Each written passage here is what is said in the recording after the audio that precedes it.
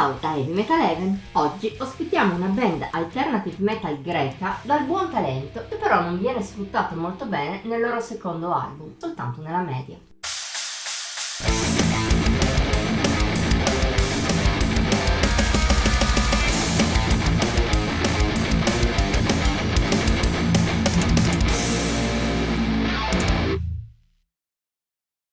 Sui generis. Volendo usare una sola espressione, questa è la più adatta per descrivere Ultraterra dei Project Renegade. Provenienti da Atene, hanno pubblicato questo loro secondo album nel luglio dello scorso anno. Al suo interno non mancano idee e sostanze, castrate però da tutta una serie di problemi che ne limitano la resa. Quello suonato dai Project Renegade è un alternative metal che, come detto, non ha un'anima ben precisa. L'influsso principale è il new metal dannata nei riff, ma anche influenze da symphonic e gothic metal, intersecati a volte con altre più elettroniche e industrial.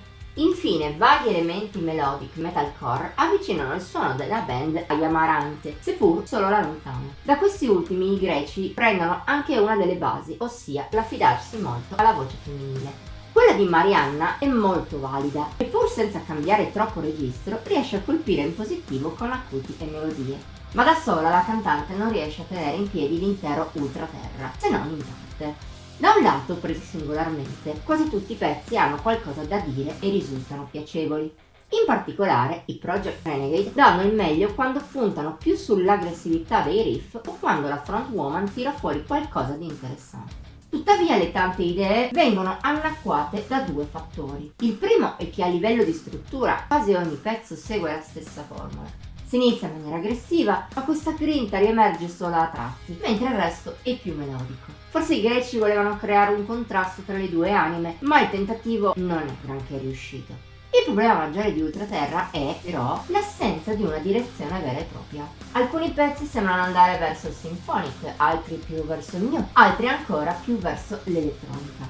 Il che ha l'origine del paradosso di un disco che riesce al contempo a essere ripetitivo e troppo eterogeneo. Ne risultano 54 minuti che sembrano molti di più, in cui almeno 3 o 4 pezzi potevano essere tagliati per rendere il tutto più efficace. E anche tra quelli che sarebbero rimasti, pochi vanno oltre la piacevolezza.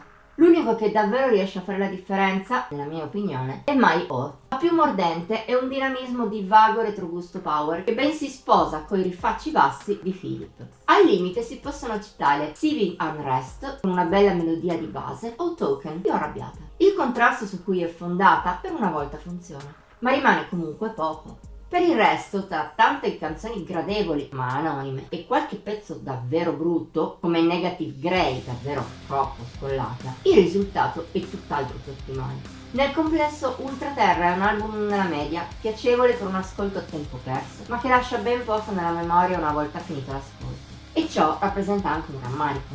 In molti spunti si sente che i Project Renegade sono un gruppo con dei valori. Potrebbero fare ben di più, ma in quest'album non sono riusciti a sfruttare bene le loro capacità. Che altro possiamo dire se non che speriamo di ritrovarli in futuro più focalizzati e con idee più chiare. Se continuassero su questa linea invece sarebbe un po' uno spreco di buona qualità musicale. Voto di Heavy Metal Heaven 67 su 100. La nostra settimana si chiude qui, come anche il nostro 2024. Da oggi infatti per un paio di settimane la nostra webzine sarà in pausa per le festività natalizie, per poi tornare all'inizio dell'anno prossimo. In ogni caso, come sempre, se la recensione ti è piaciuta puoi iscriverti al nostro canale e attivare la campanella delle notifiche per non perderti neppure uno dei contenuti pubblicati ogni settimana.